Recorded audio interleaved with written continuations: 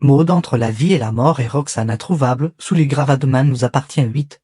Septembre 2025 épisode 20:00. Découvrez le résumé détaillé de Demain nous appartient en avance du lundi 8 septembre 2025 avec l'épisode 20:00. Maud 16 Dail, en état critique, Roxane Raphaël Volkov, disparu. Le chaos frappe le marathon après le séisme. Quels sont les temps forts de l'épisode 20:00 de Demain nous appartient 0100? Ce qu'il faut retenir. Maud est grièvement blessée et perd connaissance après l'effondrement du portique du marathon. L'inquiétude grandit pour sa survie. Dieu-Gorzo Rose panique en cherchant Maud. Tandis que Damien se blesse en tentant de dégager les débris qui la retiennent prisonnière. Woody, Alice, Varla et Jordan se retrouvent piégés à l'atelier.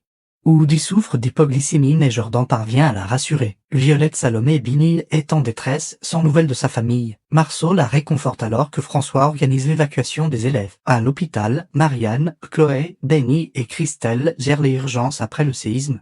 Tandis que Roxane reste introuvable sous les gravats. Lilou, Roman Park et Bastien sont bloqués dans l'ascenseur de l'hôpital Saint-Clair. Le séisme plonge Seth dans un chaos total, l'effondrement du marathon.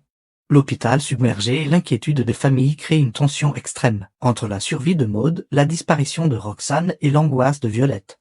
Chaque minute compte dans cet épisode bouleversant de Demain nous appartient. Diogo et Damien participent au marathon sous les encouragements de Joël depuis la buvette. Tandis que Roxane et Maud vibrent dans le public pour cette journée qui va basculer dans l'horreur. Demain nous appartient en avance, c'est en état d'urgence. Diogo et Damien participent au marathon sous les encouragements de Joël depuis la buvette. Tandis que Roxane et Maud vibrent dans le public pour cette journée qui va basculer dans l'horreur. À l'hôpital, Bruno subit une opération délicate sous la surveillance attentive de Nord et Aaron. Soudain, tout se met à trembler violemment, le courant est brutalement coupé et le générateur refuse de prendre le relais, plongeant le bloc dans l'obscurité. Bruno est-il en danger? Samuel et Ellie se retrouvent piégés en voiture, bloqués par les déviations du marathon qui vont bientôt se transformer en véritables pièges. Ils doivent passer par une nouvelle route en faisant un détour par le cimetière marin. Ellie devait prendre le train pour aller à Paris, mais il décide de l'accompagner à Paris en voiture. Un petit jeu de trip entre frères et sœurs. Lilou attend nerveusement son rendez-vous de suivi gynécologique pendant que Bastien vient chercher un simple certificat pour le badminton. Le destin les réunit dans le rôle et ils prennent ensemble un ascenseur qui va devenir leur prison. Ils sont bloqués et Bastien fait tout pour apaiser l'angoisse grandissante de Lilou. Woody retrouve Jordan pour leur cours de sculpture.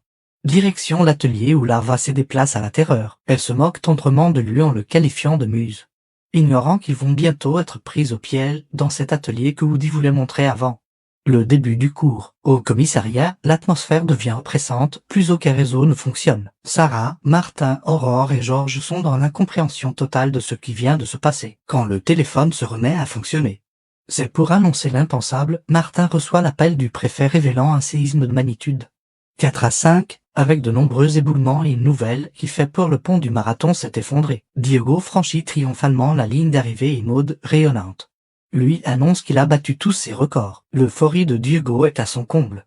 Damien franchit aussi la ligne dans cette ambiance de fête qui va virer au cauchemar. Mais le destin frappe sans prévenir, le portique d'arrivée s'effondre dans un fracas terrifiant. Diego sombre dans la panique pure, cherchant désespérément Maud dans ce chaos et Damien cherche Roxane, elle était venue le soutenir. Damien se précipite au secours de Joël, blessé à la jambe mais conscient.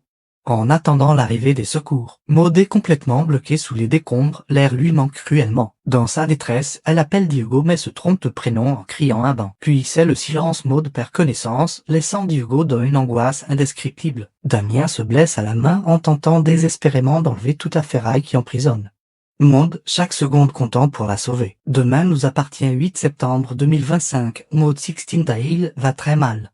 Va-t-elle être sauvée à temps? Dans l'atelier devenu prison, Woody commence à faire de l'hypoglycémie, son état se dégradant dangereusement. Heureusement, Jordan dispose de barres de chocolat, de bonbons desséchés et de tièdes, des provisions dérisoires mais qui pourraient lui sauver la vie. Jordan tente de la rassurer, mais l'inquiétude grandit. Victoire et Marine foncent sur le terrain du Mont Saint-Clair où elles croisent Arthur Verge, pompier volontaire, qui les dirige vers le responsable des secours pour localiser les urgences les plus critiques. Au lycée, à la fin du cours de François, tout se remet à trembler violemment. Dans un réflexe de survie, il crie aux élèves de se mettre à l'abri sous les tables. Violette et Marceau se serrent l'un contre l'autre, Marceau ayant couru chercher Violette qui était en pleine crise de panique. Françoise orchestre courageusement l'évacuation du lycée. Miracle, tout le monde est sain et sauf. Mais Violette sombre dans l'angoisse, sans nouvelles de ses frères, de sa mère ni de Jordan. Erika rassemble tous les élèves sur le terrain de basket, seul endroit véritablement sûr. À l'hôpital, Marianne, Chloé, Benny, Christelle,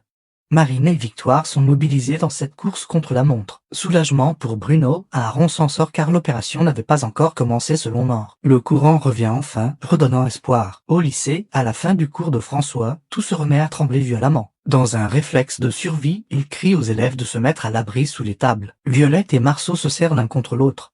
Marceau ayant couru chercher Violette qui était en pleine crise de panique. Françoise orchestre courageusement l'évacuation du lycée. Miracle, tout le monde est sain et sauf. Mais Violette sombre dans l'angoisse, sans nouvelles de ses frères, de sa mère ni de Jordan. Erika rassemble tous les élèves sur le terrain de basket, seul endroit véritablement sûr. À l'hôpital, Marianne, Chloé, Benny, Christelle, Marine et Victoire sont mobilisés dans cette course contre la montre. Soulagement pour Bruno, Aaron s'en sort car l'opération n'avait pas encore commencé selon Nord. Le courant revient enfin, redonnant espoir.